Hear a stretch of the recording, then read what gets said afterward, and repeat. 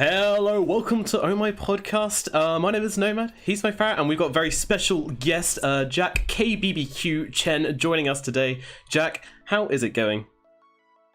Pretty good. I'm here in New York. Finally get to spend some time with my family and friends these few weeks while we get everything set up because, well, this past year I came back to New York, but I didn't actually get to spend time with anyone very much because, you know, they can be quite busy, especially with the newish team or organization. So, yeah, looking forward to some time while we look to settle some things on our end. Cool. I bet you have been busy with the new organization and everything. And of course, MoFarah, how are you? Yeah, I'm great. This is we've got Jack and Jack. This is it. I'm pumped. Oh, get to speak to the legend himself.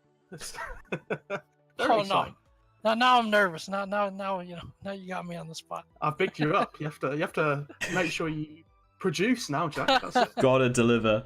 All right, let's get into it. So first thing we want to talk about just is the TI8. Obviously, coming out of that, you guys look super strong in the group stage, and then your games look good on the main stage, but you just couldn't pull off the wins eventually. What was the story of TI8 for you guys? I think we came in. I don't think we were like a favorite or anything. We some of the players said, hey, this is like the most prepared that we've been for any TI. Like, we kind of put our nose to the grindstone. We started scrimming pretty early among Western teams. I think at the time only Windstrike and Liquid had started scrimming, and everyone else kind of took a break for a little bit. And I think it was kind of in the sweet spot where like the Chinese teams maybe started playing too early or got burned out, or they had like their own meta going without really knowing if that was going to be strong or not. Whereas we got a chance to play a little bit early, play some Europe. We went to the summit. We got to play the Chinese once they showed up in Vancouver, so it was good. So I guess I think overall, like, we're pretty happy with our result based on initial expectations, but obviously, anytime you get eliminated or can't finish games, or like it's a bit disappointing, and so there's plenty to improve on. Okay, cool. Any follow-up questions, MoFarah? I was just going to say, I really enjoyed the SVG interview afterwards. Like, even when you guys unfortunately went out, it was cool to see him being so calm with Machine and everything, and being very honest and saying, he was just happy to be there. So it was just nice to see his reaction for me. That was all. Yeah, he's a very even-keeled, measured person, and now that composure is a big part of why he's such a good leader for our team and just in general. This guy, there's not a lot that really takes him out of his comfort zone or really bothers him. So he's very calm. He's able to stay rational at times when people can easily be overcome by emotion, and so he was able to kind of put the whole run in perspective and say, we showed that we can play some pretty good Dota. Obviously we couldn't finish a couple of games, and then if you look at our choices, it was like, coming out of the winter bracket, it was like OG or LGD, and those two ended up being the top. I was going to say, that was something I wanted to ask you, because they finished top 4, all the teams from Group A, didn't they? So you didn't really have a great choice. It was Yeah, I think I said a couple times when I talked to people during the tournament, because they would congratulate us, like, hey, good job, like, you have a chance of winning. And I was like, I told them from the first day, I was like, I'm pretty sure Group A is stronger, because we got to practice against these OGs and EGs before, and we're like, hey, these teams are they're pretty good. Like, EG, we knew we're gonna figure it out. OG had this thing going where Thompson was a bit of a unique player, so was Ana, and we were like, yeah, these guys are, so when it came selection time, it was not that clear. Some people wanted some people were like, absolutely, we're not going to choose LGD, and others I'm not so sure, this OG team they look pretty good. But I was pretty certain that Group A was very strong, and so ultimately I think 4 out of the top 8 that were left in the winter bracket were all the Group A teams, and Group B were all in the lower at some point. Yeah. So go back to SVG. Is there anything which does get some kind of panic or stress out of him, or is he just completely cool as a cucumber all the time? He's pretty much cool all the time. I actually almost worry for him, because my mind is how can this guy just be glacially calm all the time? There has to be something, there has to be something that he's either bottling up or really bothers him. I haven't, there isn't really anything definable. Obviously, everyone will get frustrated from time to time, but he is very good at keeping that kind of solid mental state. There's a certain mental toughness there, and I think as a captain or as a leader, you absolutely need that. And there's different ways to do it, but his way, I happen to have full faith and belief in. Yeah, I think he's definitely got a vice. I'm pretty sure. There's something he does to take out his anger, which none of you know about. That would be my guess anyway. I don't even see him rage in Dota. For me, my vice is probably it's Dota, right? I just play an insane amount of Dota or rage in Dota or whatever. That's my vice, kind of. Yeah, for him, I haven't really seen it. Right, so let's look on towards the forward organization a little bit. It's something which nobody really knows a lot about. Is there any information you can tell us, or just any kind of viewpoints you can show us about the kind of the new organization and the transition from VGJ.S to Team Forward? I'll let that kind of play itself out in the organization. The org will have its own kind of announcements and information to give out as well. But these are guys who have been involved with some other established teams in the scene and have been involved in traditional sports as well. This is why, even though they're a new org, we came to trust and value them. And I think when it came to selecting a team, there were a lot of suitors, a lot of interested parties. And one thing that was really important that they offered that wasn't really available in too many places with everything else was being able to set up a house on the East Coast of the United States. And that was something that You guys are in very New York, highly, right? yeah, we're going to be based in New York. So that was something that we valued very highly throughout the process. And then, there's pros and cons. If you go with a established org, like obviously, there's a certain level of trust and certainty and brand value and all of that. But if you go with a new org, it's a little bit rougher because it's a startup. But we also valued a lot of the things that VGJ provided this past season. That there's a relative level of independence and freedom, and without so many obligations. And you're not just like one of like several teams maybe that an organization has. You're like their feature team at the start. That plus like being on the East Coast, we think was very helpful with VGJ this past season. So those are some of the things that we liked about the VGJ experience, and that we also looked for going into this season. Cool. All right. So obviously you guys are kind of like you're kind of a reshuffle team, picking up Universe. But looking at the other teams who have formed this season with the shuffles and everything, were there any which were really surprising to you, or any which were really promising to you out of the new teams?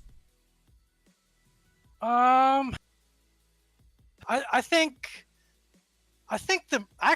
what's going to end up being the most helpful in the long run is actually the Chinese reshuffle, because if you look at what happened there, like a lot of people kind of broke off into newer teams.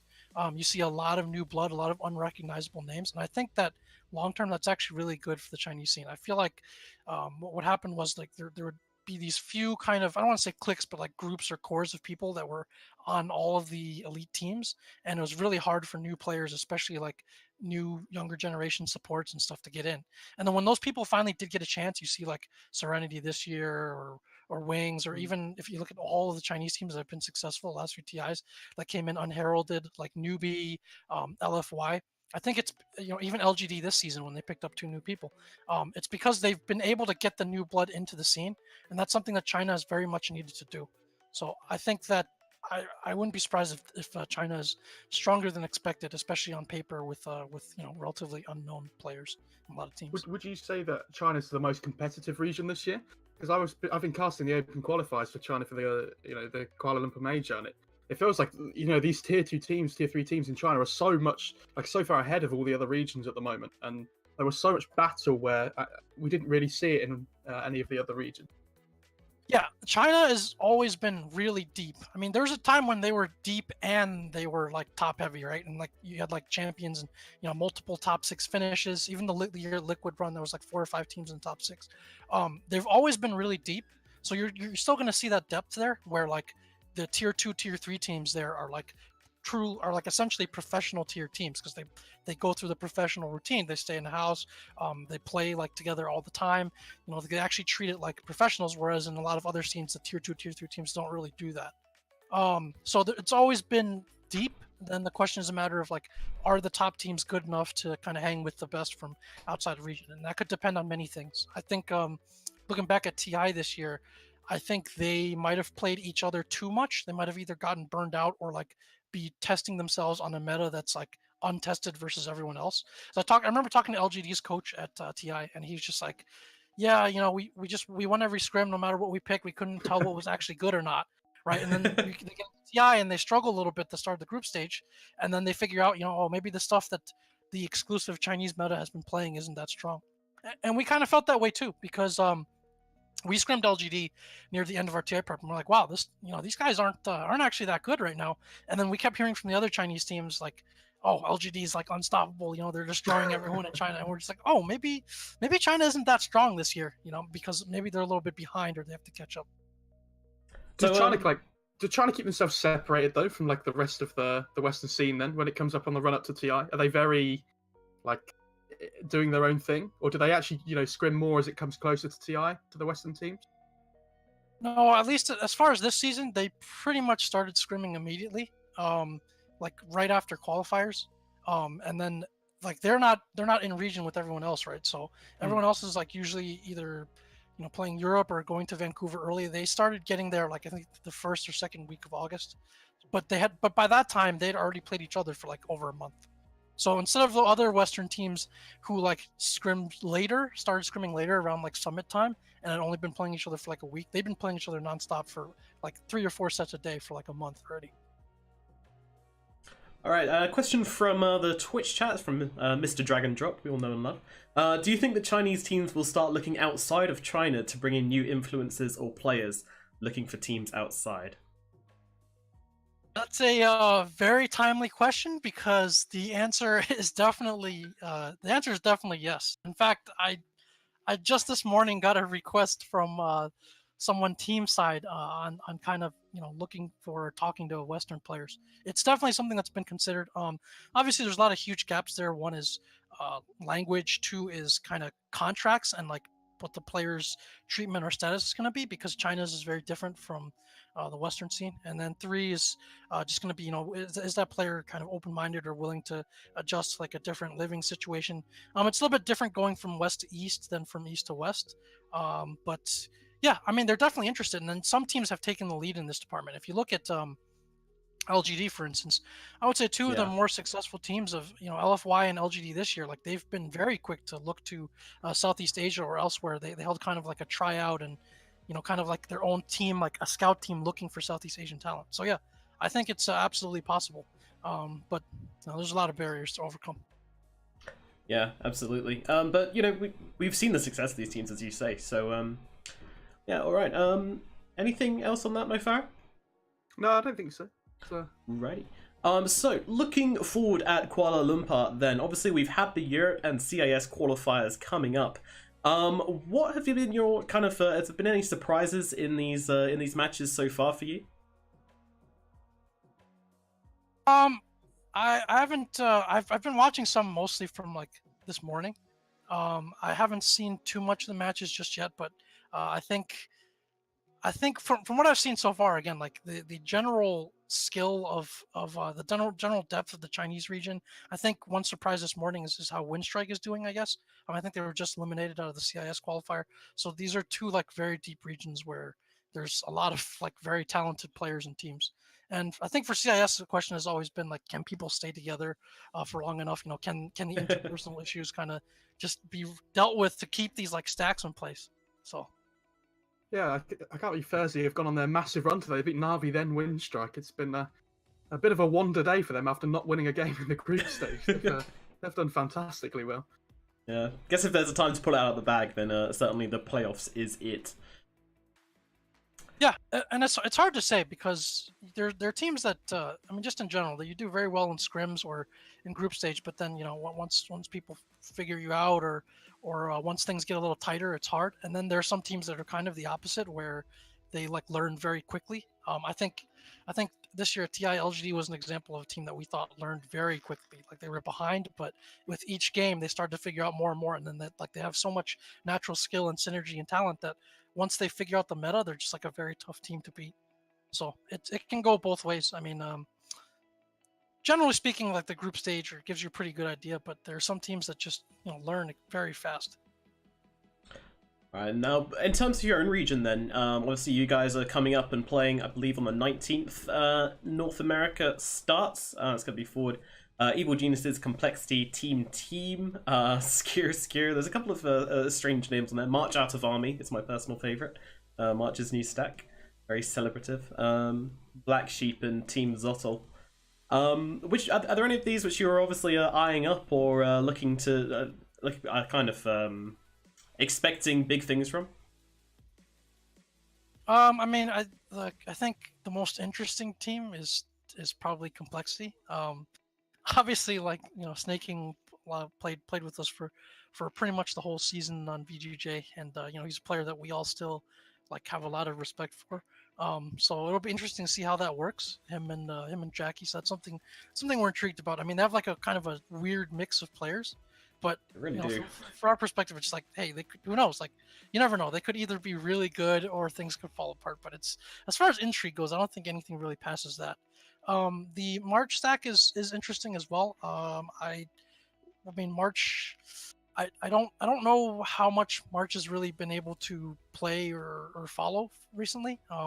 So but then at the same time, that also means that he's probably going to bring some very different ideas or outlook about the game because he hasn't been like in the cocoon or kind of in any region. So who knows what kinds of stuff they'll pull out. So I think those are two both very intriguing teams that are going to be certainly some tough competition for us.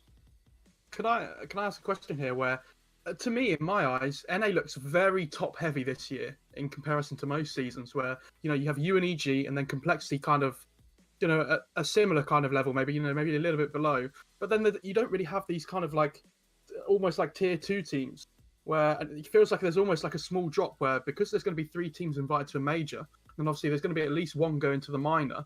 You feel like it's pretty easy to see which teams are going to be invited to or qualify for those events? Would you feel like there can actually be some competition in NA this year? That's a good question. Yeah, I think on paper, it's not like last year where you had like effectively like 5, sometimes even 6 teams that could win a qualifier. Because I think for the most part they did, because you had Complexity who won a lot of qualifiers early. You had Immortals who made a couple qualifiers early. You had Optic, which I guess came on stronger later. You had DC initially at the start, that was also like a factor. And then you had obviously like EG and us as well. We made the old VGJ.Storm made a few tournaments too. So yeah, it's not the same as that. I would say last season it was maybe similar. It was like Complexity and EG were winning all the qualifiers, or most of them, and then anyone else had like a puncher's chance. And then you even saw like Leviathan beat EG at one of the early qualifiers. So yeah, again, on paper, it really people would probably favor us and EG, but these things you never really know. Like how many things end up actually being the way they are on paper. So it's hard to say. Look at OG. At the same time, though, yeah, exactly. At the same time, there are some teams and groups that because they weren't sure about North America's distribution, and so they probably there are some NA players who went to like other regions or looking for like other stacks. So like Peter's out of NA now, so that takes away like a potential strong team. Obviously, like this Ritsu Francis former VGJ group who were on Pain have also like left the region, and then there was another stack that was kind of considering if they should stay in region or not. So yeah, I mean on paper that's how it is, but you never know. These things can change so quickly in Dota. Now, it's interesting, you brought up the PPD stack there, and this is a question actually from Twitch chat from the Cunning Plan. And he asked, what do you think of the PPD stack, Ninjas in Pajamas, getting a direct invite to ESL 1 Hamburg, despite like not really playing that much anymore? I didn't actually know this, but I just checked up on Twitter. And yeah, they are getting an invite to ESL 1 Hamburg, the new NIP stack. So what's your thoughts on that? So from a big picture perspective, I think just in general, to be sympathetic to kind of third-party organizers. Again, like if you're not running a DPC event, you might not have the same kind of incentives as someone running a DPC event. So for DPC, obviously, you need to have things, you need to follow like a certain competitive framework. But if you're outside of the DPC, I mean, you don't have to fully follow that. That's not a knock on Peter's team or any team or anybody that's been invited, but it's saying like, you want star players, you want viewership, you want interesting, hype matchups and interesting teams. I think Peter's team is going to be pretty good. If you look at all of those guys, like, they're all pretty elite players at their positions and Peter. So I don't expect that team to be weak by any means. I think it's going to be pretty good. But that's something to keep in mind, I think, with third-party organizers. They may not necessarily, have full qualifiers for every region. They may not do the DPC format. They most likely won't for qualifying. And then they still do have invites. And then some of those invites, like, to be honest, like, you're going to want to have the bigger name players and teams at your event if possible, if you can, justify that. And I think in Peter's team situation, it certainly is justified. All right, thank you. And for the last topic we want to talk about today, we're looking forward at the DPC season. Now, the changes Valve made, some people have loved it, some people have hated it. What's been your decision on, firstly, the organization of the tournaments, now having going back to the kind of Valve-sanctioned majors and minors, and the system of a minor working up to a major? Do you think this is a good thing for the Dota scene? I I think it's a very complicated question. I think it's a good step in the sense that there are starting to be standards for qualification and for regions. So, for instance, just as an example, last year you had, you expect teams to have a bit of you expect organizers, sorry, to have a bit of regional like favoritism, right? So there were like I think there were like 2 or 3 tournaments in NA, and they're all minors. There were 11 tournaments in Europe. There was like 6 in China. So you end up with the situation where the DPC points are kind of distributed like uniformly as like the standard metric, but it's really hard to control for those things. So just give you an example, like there was a tournament at the start of the season that was a major, so that's a lot of point distribution, but it had 8 teams and it had 4 European teams and 1 NA and 1 China, right? So you can see where like the possible issues with that might lie, where it's like, oh, you have a lot more opportunities for a certain region or a certain other region, and then those then determine the invites going forward from one tournament to the next. So those, I mean, it ended up being like pretty accurate reflection of how strong the teams were anyway, but that's just an example of something that comes about when you have this like standardized point system, but without, these kind of strict requirements. So I think that this season, that's a step in the right direction, where you're starting to, force there to be certain like minimum standards have to be met for tournaments. I think things will continue to move in this direction. I think they should. I think, maybe like personally, for instance, I would like to see majors always guarantee a qualification system of at least double elimination, and a tournament format of at least double elimination, so that you don't have these, kind of single elim majors or like single elim major qualifiers. It's because of how important they are. So I think generally it's a step in the right direction. It still allows a lot of freedom and flexibility to come in and for Valve to fine tune things when they see there being an issue. But at the same time, it applies more standards to this like kind of one size fits all like DPC point qualification. So I think I think it's a step in the right direction. All right, cool. And so going on the team by team organization basis, obviously VGJ.Storm would have been affected by that, and other organizations as well, where you can't have 2 teams of the same organization. What was the reason for that decision made by Valve? Well, I mean, I don't speak for Valve, but I think, I can't really speak for Valve, but the simplest explanation I can think of is just a conflict of interest, or even the appearance of conflict of interest, whether it's in qualifiers or, in actual games at TI. Like, you want to protect the integrity of your, so that there's no potential conflict of interest. And as for that being like a reason, like it doesn't entirely rule out people having other teams. Again, you can have them, but they can't compete at TI. So you could still have kind of farm system or academy teams. You can still play at other events and have multiple lottery tickets to TI, so to speak. But you might have to end up selling it to, say, another organization or another spot. So it doesn't entirely rule it out. And the other thing is, like, for VGJ, like that, I don't think that was actually like necessarily that big of a conflict, because like I don't think that would have been like a tough thing for VGJ to sort out, for instance, although it definitely was a factor. Okay, right. So, but you don't think that kind of then? Well, I guess would VGJ have just changed ownership then, if that were the case, and kind of left the kind of parent organization? Or I mean, yeah, like I'm not, I'm no longer like currently entirely privy to their kind of decisions and thought process, but yeah, that's something that could have been done, and it wouldn't have been too difficult to do. So as far as I can tell. I want to ask a question. It's nothing to do with what you're saying, but I'm really interested with like, how is it having Aoi as your coach now? Because obviously he was working with Fnatic at the end of last season. Was it something like, did you offer the job to him, or did he say to you like, I feel like I could come and work with Universe? They've obviously got that bromance going between them. How did that work out? It was a mostly player driven decision. I think like he expressed interest. And then for us it was just like, oh, he has history working with the players. He really wants to like dedicate himself to the craft of coaching at this point, which is very hard to find, because a lot of people who are qualified to be coaches, they're kind of in between, where they're trying to also play, or they're taking a break from playing. So that was a plus. He's a very detail oriented person. which is great. Like he's very organized and detail oriented. So those are all qualities plus familiarity, with our guys, obviously, plus the experience and perspective that he has. That was a pretty unique combination, and so we're very happy to have Aoi with us. And I guess that made it quite easy to get Universe on board after Howie was there, or was that kind of was he very eager to join the team? I guess it's a bit of a weird question.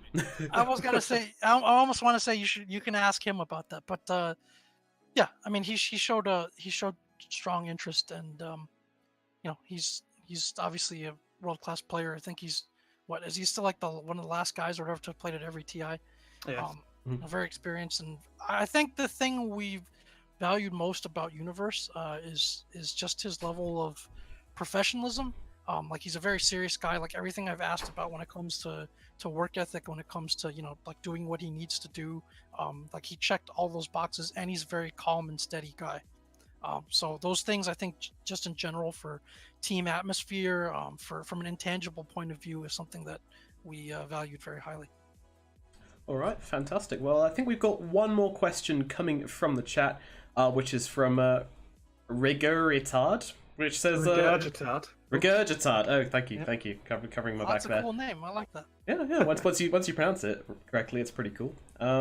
He asks, will they do any player content as YouTube videos to get to know the players more? I assume this is kind of similar to what you did with VGJ.Storm, which a lot of people did like.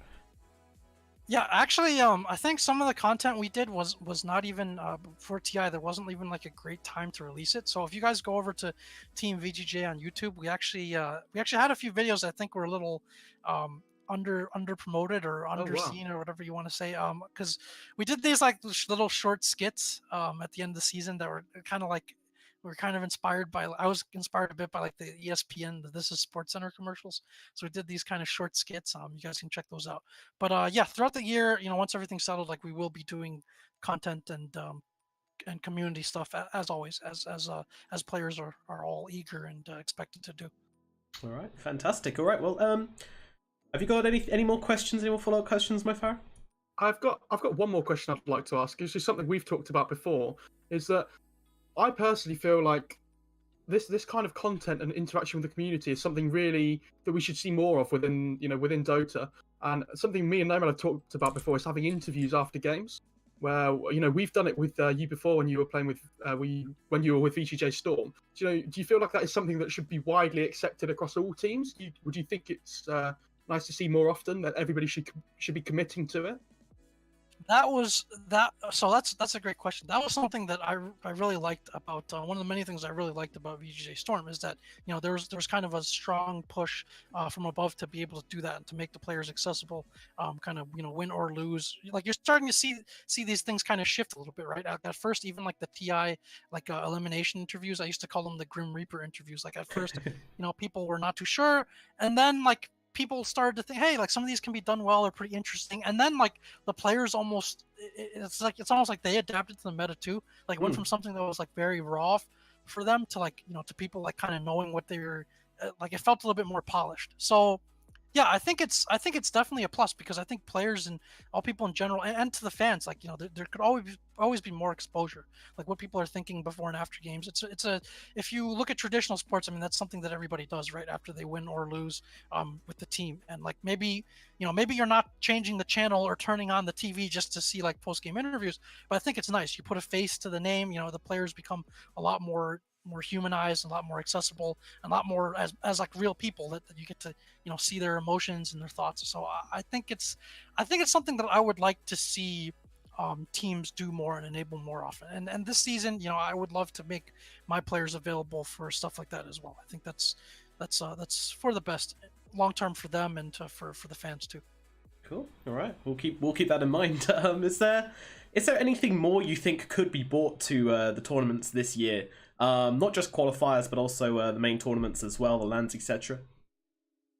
I can't really think of too much off the top of my head, but I have to say that there's a format that I really like. I want to give credit to MDL Changsha for using this format. Of course, some people would be like, "Oh yeah, of course, you guys did well there," but so I think this kind of round robin groups is a really good format. It's best for the viewers and for the teams. So just to give context, in Shanghai, I think it was 12 teams, and then it was split into two groups of six, and then you played basically round robins with best of twos with every team. So it's basically like a mini TI format. Um, the reason that's good is one, from a team's perspective, no matter whether you're a great team or like not a very good team, you get to like experience like the land, like you get to play like a lot of different teams from different regions, which is very valuable for growth and learning. And if you're a strong team, it's also valuable for kind of weeding out some of the variants, so that you don't just like have one or two bad series or one bad day and then like, you're like out of the tournament or you're in the lower bracket. For the newer teams, it's also good because you get a guaranteed number of meaningful games against a lot of teams. So like you go to this land and like you don't have the situation where you head to the major and you're playing like again one series or a couple games and you're eliminated. You get to play at least 10 meaningful games in that situation. And then for the fans, I think you also get to see a lot of variety. Like you don't have to follow every game and every match, but you get to see your favorite teams play a lot of different opponents, a lot of these kind of different stars and matchups. I think it's just a good format overall, where a group stage kind of starts that way with like a lot of meaningful games. So that's something that I would like to see at more tournaments, and I want to credit the tournaments that did do this, in my opinion, very well. So there's MDL, there's obviously TI, and there's a couple other tournaments who did that too. All right, so slight format changes. I think that's about it. Oh, we've got a couple more questions from Twitch chat. B-Cop says, favorite part about living in Brooklyn? What's it going to be? I don't think we're gonna be in Brooklyn this season. I think let's see, what were Brooklyn last? I mean, it's just a very unique environment. Like everything's just so accessible. Like you have these bodegas where you live, where you just get your really good sandwiches and like under the radar food. Like there's such good food in that area, even though you might not expect it, or you might not know it for that reason. Um, I think it's a very down to earth type of feeling too, right? It's just like everything's accessible. You walk around, you see everybody. It's like it can be very lively and vibrant. And I think it's some people prefer the kind of suburban experience where you're in the woods, or you're very separated and you drive to everything. And some people just like being in the city. I think Brooklyn itself has so much to offer that we didn't even get to fully take advantage of. Again, like being in New York, everything you could possibly want is there in New York. So I think that's probably one of the best parts of being in the city, in Brooklyn in particular. I imagine it's good for the players as well, right? Because if they're away from home, they're well, basically traveling to live with their team and work with their team. They want to have all this stuff right on their doorstep. Not so much to distract, but just kind of like keep them busy and give them options to do when they come out. Because you don't want to be somewhere like quiet and dull when you're living with your team. You want to get the opportunity to get out and do stuff, right? Yeah. So most parts of the city, you're not too far away from like any festival or anything going on. You hit the nail right on the head there. Like the players, they would like to be within walking distance of stuff. So it's like, can we walk to the grocery store? Can we walk to the gym? It's all that stuff kind of right there and accessible. Yeah, it's nice. And then just for purposes of getting out and getting some space, it's nice as well. And it really depends, because I think with more of the Western either boot camp or campus model, it's starting to become more of this kind of team house model at times, where you have a lot of different things to do there, but people still need their space, even if they're like mostly living or in one location. So when you're in like a big city, like obviously there's an endless kind of amount of diversions and things that people can do, even if they would still mostly prefer to be in the house and play Dota. So is New York like your favorite city to be, or personally, or did I guess you travel around a lot with a lot of your esports work. Is there like a particular place where you would like to be? Maybe not as a team, but just personally. So I think Vancouver was great. The food was delicious. It's very clean. It's very like awesome. Lively and energetic. Vancouver was awesome. Shanghai, having lived there for like a year or two ago, like was also like great in a lot of ways. Like the convenience of everything in Shanghai, the accessibility is right on par. I like that there's actually like kind of like a centralized scene there for Dota. Like unlike you're starting to see it now, but like unlike the Western scene, which is very scattered and people are kind of all in different places or they're gathering for boot camps, in Shanghai, that's like the nexus of Chinese esports. So like all the Dota teams are there. So one day I might visit like one team's team house, or might play basketball with LGD or something, and the next day like there might be some like werewolf streaming event that has players from like all different games, and like they might be doing like a streamed werewolf session, and I'd be in the city for that. Like it's just like you're part of like a full scene. It's like there's like a Hollywood-esque thing to it almost. So Beautiful. it's nice. I enjoy that aspect of having like a centralized scene. And then they have these like the Perfect World has like an award ceremony that they've done the last few years, and you can only do really? that when everyone's like pretty much in one place, right? That's like the easiest way to do it. So I it's assume nice. I assume you're really looking forward to TI in Shanghai. Then is that an announcement that you've got big expectations for now? Then Oh yeah. I think clearly that's the only reason why anyone wanted me as a manager this season because I mean, we near the end of Super Major, we found this delicious Japanese barbecue place. Let me tell you, this place was. I wanted to change my name right there and there. I was gonna say you're a traitor, dude. You're a traitor.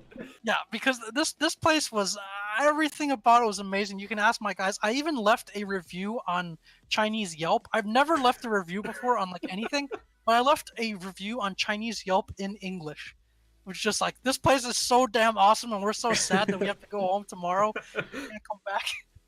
So yeah, there's lots to look forward to in Shanghai. I mean, the food is obviously amazing. Like the hot pot, even like they have food from like everyone else as well.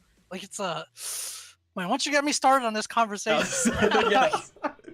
Go. We're enjoying it. We're loving it. It's a passion for Shanghai. Makes me want to go. Shanghai's great. Shanghai's great. And then to add to that, I mean, my most of my family's there. So my grandma, aunts and uncles, some of my cousins, like so there's like a lot of people that I usually don't get to see or spend much time with who are also there. So there's a big like lively like PC cafe scene as well. Like during my year in China, there was like a month or two when I basically spent like 2 or 3 days there at a time. Like I would sleep on this like area where they have for like it's usually like a couples booth or something. I would just like sleep there like for like the in between like super long Dota sessions, and then I'd go back, and then like someone would watch my stuff, who like worked at the PC Gate. Like it was great. I really enjoyed that. So, yeah, Shanghai. If you know your way around and like you know where to go and stuff, and you have all the logistics sorted out, is a great place to be. Cool. Well, if we get there, we'll definitely hook you up. Or you'll hook up us. Hopefully, I feel like for TI qualifiers now, if when you guys get there, it's going to be like a case of all the players are trying to play, and you're just like, come on, let's go! Like the most hype you've ever been, trying to motivate them to get to TI9. Yeah, or actually, I'll do it throughout the year so we don't have to split through qualifiers again. Hopefully. Yeah. Get the DPC points. Let's go. Yeah, that would be great. Oh, that's another question I want to ask quickly is how they've changed the qualifying rules this year where they've already set the amount per region this time rather than waiting until the end of the year. Are you a fan of that? Well, I think there's still some discretion based that I think I don't forget where I see it, but I think that like Valve still has like the final say on some of the spot distribution. They just have like a minimum for each region. But I think for TI, wasn't it the top 12 get automatically invited? Yeah. I thought you were talking about sorry, I thought you were talking about like DPC events. Oh no, I meant just for TI. So they've kind of set out the rules for TI qualification already like at the start of the season, whereas last season it was kind of up in the air and people weren't really sure what was happening. So yeah, I think it's a good way to do it. Like in order for them to do that, they basically have to first control for uniform opportunities to access DPC events. I think like so what I mean by that is like they might have thought like last season, there's going to be regional favoritism with where the events are that are going to get less spots. So to make up for that, maybe NA needs more spots, or maybe China needs more spots, et cetera, et cetera. So now that they have it set so that you're required to have 2 out of each region and then possibly more, then to them like, okay, the DPC is more balanced now, right? Because everyone has like equal or proportional opportunities to make it 2 DPC events, and the points are distributed like more evenly and more more like broadly as well. So I think like once they think that the DPC is a more precise and correct system with which to evaluate teams, then they can go ahead and say like, we'll put more spots into the DPC and put our faith in that and have less of these like kind of regional qualifier drama. Oh, all right. Well, the final question from Twitch chat, and I wouldn't have asked this except it is Grant paying a visit, so got to. He asked you, are you scared that Sneyking is going to fuck you up? I'm not entirely sure what he means from that, but... Well, first of all, let me just say that before I was watching Grantcast, and I miss just being able to watch him cast, because I was watching him stream and he was saying all kinds of crazy stuff. Like I forget what he's, but like, you know how Grant just goes wherever. He's got like an improv kind of mindset, right? Yeah, you're like in his brain, just following his train of thought. Yeah. Yes. So Grant, it was a pleasure to to watch you stream some of those South American games. So that's one. Two, am I scared that Sneyking is gonna mess us up? I mean, he's a good player, and last season after our first team, like, I believe very strongly in Sneyking, and I wanted him back. So would it shock me or surprise me if he did? No. Am I scared of it? Well, you know what? Like, we can't be scared of competition. So, I hope Snake gives his best, and I sure as hell expect that we will. So, cool. Yeah, Sneyking is I mean, I think I said some of these already, but Snaking's a hell of a guy, a hell of a player as well. Very strong ideas, very strong personality, and he kind of grinded, like, if you look at the guys that he played with back in the day, on like pot and bottom, like, a lot of them went on to greater success and greater heights in some ways. He's almost like I almost want to compare him to like Faith, because if you look at, like, Faith was like TI8 winner, right? And everyone else either became like a huge streamer or like, still got to play on high profile teams, and he kind of like disappeared for a few years into like these tier 2, like tier 1.5 teams in China. I think Snaking's similar to that, and like he's been undervalued and underrated, and I think that we got to see a lot of that this season. Like, he was our heart and soul in a lot of ways. But yeah, I wish him success. I still talk to him, and I talk to, like, the Beef and the Complexity guys and Josh, and I'm just like, treat my boy well, all that stuff. So. Beautiful stuff. All right, Jack, we understand you're a busy man and need to get on with things. We could probably sit here and talk about JBBQ and Shanghai and all about your team and everything until the cows come home. So we will call it there, but thank you so much for joining us. Any last words? Thanks for having me. I mean, I have a little bit more time, so if you guys have there's always, when I used to do like kind of podcasts and interviews, there was always stuff where I'm like, man, I wish I'd asked this, or I wish I'd asked that, or whether it was chat or anything else. So if you if you have anything else, I got a few more minutes to just kind of sit and hang. And I mean, what are your guys' plans for this season? Just doing more coverage and more casting? Yeah, I think we're kind of focusing on, obviously the casting is always a high priority for us. We're looking into doing some more kind of extra stuff as well. In terms, obviously this podcast is a start. We'll be doing more of this in the future for sure, and kind of a bit of hosting as well, I think, is the aim as well. We did a bit of that over TI actually with a company in London, so pushing that a little bit further, I think, as well. Yeah, the TV work for TI was super fun. That was something I would never expect I thought I'd do in my life. So it was nice to, kind of coming out of nowhere, getting that opportunity. That was cool. Yeah, that's awesome. I think, I mean, things always come up, right? Like, people keep saying, some people have a very pessimistic outlook on Dota or whatever, but especially at TI, there's always like a lot of opportunities, a lot of cool stuff that comes up. And I'm glad that, I didn't really know you guys before this past year, but I see you guys always covering and casting stuff, and always willing to go the extra mile, like whether with like post-game interviews and stuff like that. So, obviously like, keep it up, and I hope that I trust that things will work out, and we'll have hopefully many other such conversations throughout the year as well. Oh, you're making us blush, both of us. I can see MoFarah's going. He's pink now. He's pink. Well, I'm just happy I met another Jack, so I'll settle for that. It's a bond for life, that is. So what events are you like kind of hoping are going to turn up? Obviously, you can't tell us any of the behind the scenes stuff, but theoretically, where would you be like your dream place for an event? And you can't say Shanghai. A dream place for an event, and I can't say Shanghai. Yeah. Is there anywhere in the world that you haven't been before that you would like to go, just to, as an event would be an excuse to visit? Or okay. I mean, I've never stepped foot on the continent of Africa, so if there's something, actually, I don't think I've ever stepped foot in South America either. So I'm thinking like Brazil. That's where I would want there to be. Brazil major would be wild. Yeah, yeah, let's make this happen. Let's make an event. Let's do something in Brazil, please. That's probably my like one of the places I definitely want to visit. And so, MoFarah, where's your dream event place gonna be? I want another one in England. Honestly, the ESL Birmingham was crazy. It was so good, and it was nice to see so many UK people come together. But I met so many people there that I talked to from the UK scene, people like UK LOL, everything like that. But I just want more UK events. It's so good. Oh, it was amazing to be there and just watch Dota and knowing it's in the UK. For me, it's probably going to be the Canadian Rockies. I know we've just had TI in Canada, but like I think the Rocky Mountains is kind of like my second home. I don't know how it would work logistically or anything like that, but the scenery would be awesome. You get some awesome aerial shots of like the players in their whatever cabin they're going to be playing in. I think that's the dream for me. How about there's another one too. I mean, you saw all the Mara Cup stuff, and it's like, how about Japan? Like, can we have one in maybe Tokyo's a bit hard to do it, but let's do one in Japan.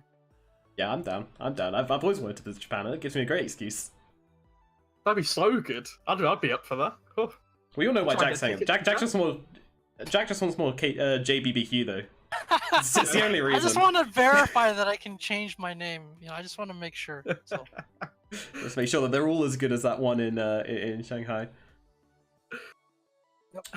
So what kind of smaller events would you be looking for? In terms of last year we had some wacky stuff going. We had like Midas mode.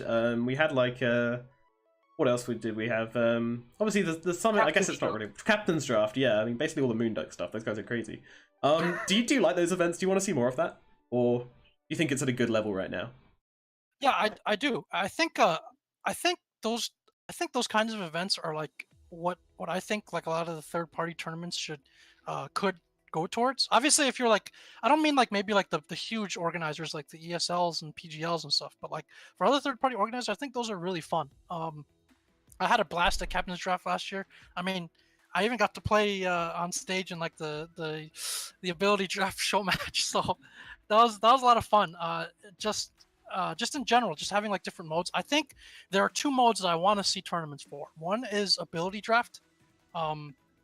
Like again, that's like a lot of promise. And the other one, which I'm told is still kind of broken or doesn't really work, is ARDM. I want ARDM, please. I want every single show match at TI or like the fun game to be ARDM, because the one this year was awful. It was so bad. Yeah, There's no reason for it to not be ARDM. They just need to fix it and it would be fine. Yeah, exactly. That's what I keep saying. Like, stop making the random. Like, stop trying to make the regular game work. Just do something like totally whack. Just do ability draft or ARDM. Have some stakes that are like my players kept joking. If you just made everyone put 500 MMR at stake, they would try their asses off. That was what was at stake. Let's like that should be the time to like play those like fun game modes. I think ARDM is something that should have a lot of promise, and I think even like its own kind of variant or scene, even because I think it's like it's a big part of what people already enjoy about Dota, which is like kind of just like the randomness, the variety, the kills, the team fights. Like why don't we just put more into that and let people play that? So yeah, that's something that I would definitely want to see. I'll be honest, the last show match I watched of an ARDM though was, I think it was Mushi, or there was an ARDM, and he'd been playing support the whole game, right? And you don't get another hero until you die. And he got Medusa, and I think he farmed for about 40 minutes, right? And he got 6-slide. Like, he didn't get involved with the rest of the game at all. And then like he died as Dusa, and then he just respawned as AM again. And he's like still 6-slide with all these sick items, and it was just one of the most ridiculous games I've ever seen. It was so much fun to watch. That's the beauty of ARDM. I think one thing that, because a lot of people, they'll go like the kind of generic items, right? Like there'll be like the Midas, Lincolns, Aghanims, like it's like a foolproof build for like 80% of heroes. But that's one thing that might actually be a negative. Like, you don't want everyone to itemize like that or just like spend their time farming. But if people find like other creative kind of solutions or stuff like that, I think it's a number of situations that can come up. It's like really interesting. Cool. I'm a big fan of ability draft myself. That's my favorite Dota 2 game mode. Yeah, so ability draft is so good. Like I felt that the show match between VGJ.Storm and Optic, it just it didn't do ability draft justice. I didn't feel. There's so much to be explored in that game mode. There really is. Like there's a new meta waiting to be found in ability draft. I'm fairly sure. Just ask Purge. Like he's a master. 90% of ability draft games is one person getting this ridiculous build, and it's an absolute stomp. There's like 10% of ability draft games that are really good. The rest, but if you like kind of got a team, then you can like block pick someone, just have someone like filled full of trash random abilities because they've been taking other people's spells. You know, just a wild idea. I think what you should be allowed to do in ability draft is so you get like the pool of skills, right? I think you should also be allowed to draft the bodies of the heroes, because that's something that comes into play in a lot of these games where, like, you know, like the silencer, for instance, he has like insane stat growth and insteal, and sometimes you just get like a terrible body and it's just like, I don't want to play any of these builds, or it's just really bad.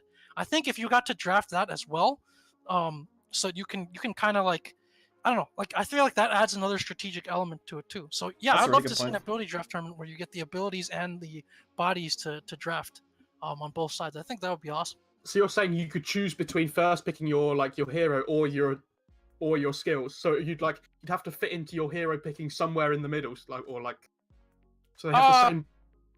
I was thinking that it would be separate, so that you'd like draft the bodies of the heroes first, and then you draft the skills. But you know, some variation of that, because I think that's like maybe not. That's a fairly big factor now. Like if you get a team of like all like slow, like horrible stat growth heroes, or like these like CMs and stuff who have their natural like main stats gimped, it's like it just feels terrible, right? But and then you have like, you know, Arc Warden and Silencer on the other team. It's like, yeah. So I think that's something that could also be controlled for. And Death Prophet as well has got like the plus 50 damage talent or something at like level 10 or level 15. It's just crazy. There's a lot of.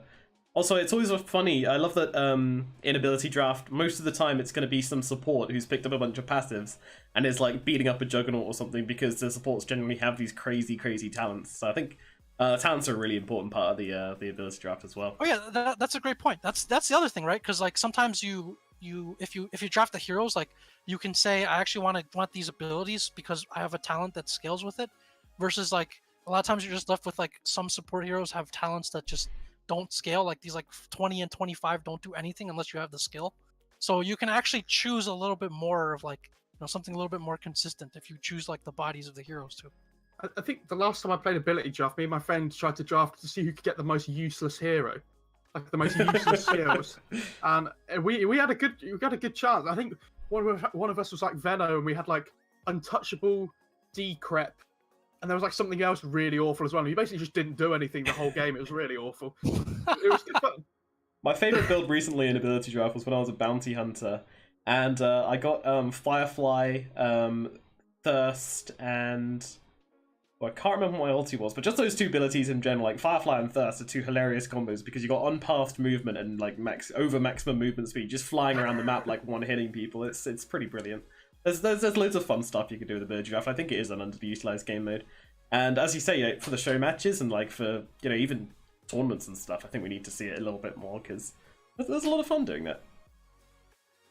Yeah, and here's the other thing. I think more than a lot of other games, people who watch Dota or fans of Dota are relatively hardcore, I would say. Yes. Where like it's very hard to enjoy this type of game like totally casually, and so there actually should be like a pretty big subset where like you know what the abilities are, because the thing you're afraid of is that ability draft is just like totally even more confusing to like newer players who don't even necessarily know like what a lot of the heroes or abilities do. So like, there's no like drama or interest for them when it comes to like drafting abilities or combos. They're just like, you know, what am I watching or what's going on? But I think Dota has enough of a hardcore fan base where like, you know, people would find that interesting. Alrighty, have you got time to keep going? I got a few more minutes. Few minutes? Okay, I've got one to end on then. Sure. What kind of content would you like to see people be creating for Dota now? Because I feel personally that we're at a kind of lull in the content. Dota Cinema is kind of getting a bit stale almost. Not to call them out or anything, but it's kind of the same thing. What we have like Fails of the Week episode like 230 now. Not that it's bad content, but what new would you like to see brought to the scene? I think.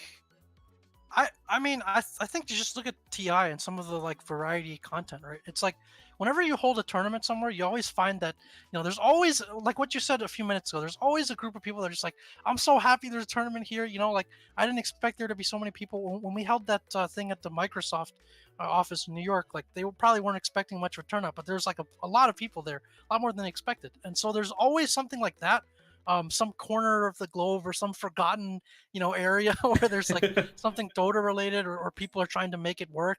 I would love to see more stuff like that, because you have a truly global game and you just have these like incredible stories. Let me just give you a personal example of that. I helped out a little bit with shooting the documentary for Faith, and he's from, he's from this like tiny ass like backwater, like rural town in China, like literally a place that looks like, you could have almost say that it was like in the 19th century, and I'd believe you. There's like one PC cafe in town, and it was like literally like 3 doors down from his house, and those people didn't even know that there's like a world champion like next door. They didn't even have Dota. Like Dota wasn't even on the computers there. I had to like convince them like 3 times to like install Dota 2. But it's like in any other life, this guy would have followed in his family business, like running like an apothecary. He would have been like going up into the mountains to like help pick medicine and stuff. Like he would just have lived like a completely unimaginable, unknown life. But it's because of Dota that he got a chance to do all of these things and experience all this stuff. So I'm sure there's so many stories that are out there like that, where someone just comes from like an alien world almost. Like I feel like even the Faith story, I feel like a lot more could have been done with that if there was more time or more editorial kind of allowance for it. So I think that's the type of content. You look at like the Mara stuff, you look at there's something else that's slipping my mind, but there's like so much potential for that sort of thing, because it is such a truly global game. I'll make one for the UK. We're pretty much a third world Dota country. So I'm sure I could do one for the local lands here. It's fun. Third world Dota country. Well, yeah, I'm very poor when it comes to that. Okay, last one, border by B Cup here. Would you like to see more tournaments like WESG, the World Electronic Sports Games? I want to say esports, probably. Yeah. I think, well, it's got such a huge prize pool. Like Alibaba is just like throwing money at it. So the players are gonna be like, yeah, 800,000 for first place. Like I gotta put together a stack. I don't think that this it's a very Chinese or Asian thing to have the like. Hope I'm not overgeneralizing, to have these kind of like nationality based competitions for some of these games. Like you'll see like China versus Korea all the time when they do like other games and stuff. And Chinese esports. But I think it's just real hard to have a place for that in these sort of global games, just because because of how these competitions actually work for everyone outside of like China or a few countries that have huge player bases, and like every Chinese team is basically at 5 Chinese players, but that doesn't happen for other professional teams. So I think it's a little wonky. It's a little weird. But if there was something where you could organize actually like, because what it essentially is like a Nations Cup, right, or like a World Cup or an Olympics type of thing. Yeah. So if like, I think if they were able to work more closely with like Valve or like more officially and in terms of making this kind of like World Cup or Nations League type of thing, I think that could be interesting. Do you reckon, in golf you get the Ryder Cup? Do you reckon we could have like a Team EU versus Team NA, where we pick like 5 teams from each region? We can finally have a standoff to see which region's better. It's like, oh no, the drama. argument.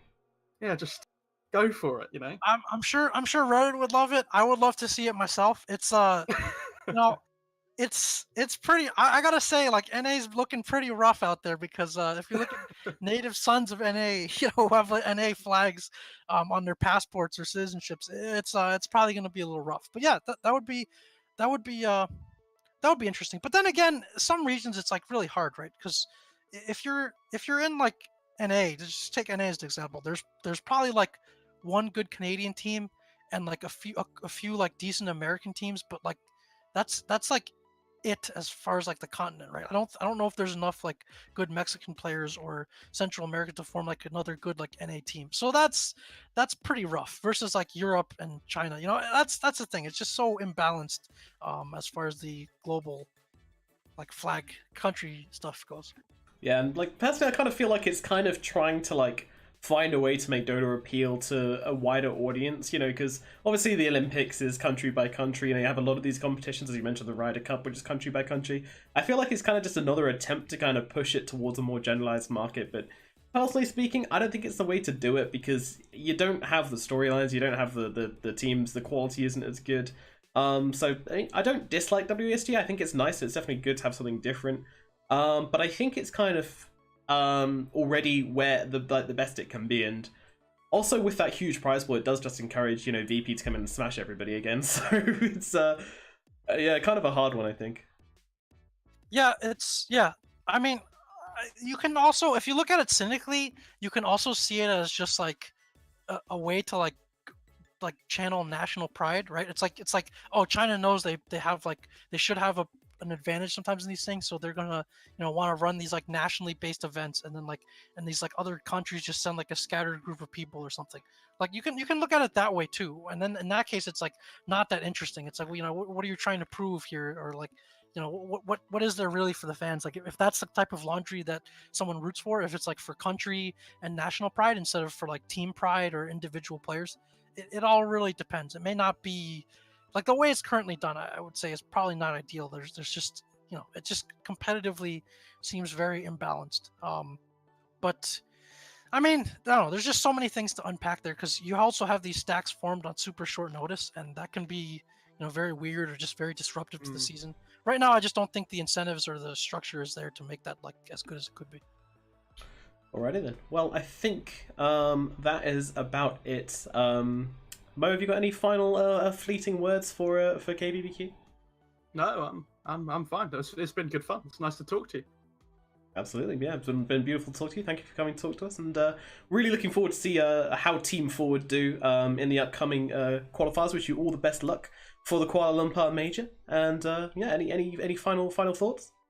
Nope. Thanks for having me on. It was a blast. You know, I'll talk to you guys throughout the season. It was absolutely our pleasure. See you throughout the season. Goodbye, Jack, and goodbye, Twitch viewers and everybody. Thank you very much for watching, and of course, throw everybody, all three of us, a follow on Twitter, because we all appreciate that. And we're gonna say goodbye and good night. Sorry, as I said that, a song started playing, which sounds super like some kind of like nighttime like nursery rhyme. I have no idea why. Good night, children. Good night, everybody. Unless you're from Minnie. Alright, seriously, we're up now. Bye.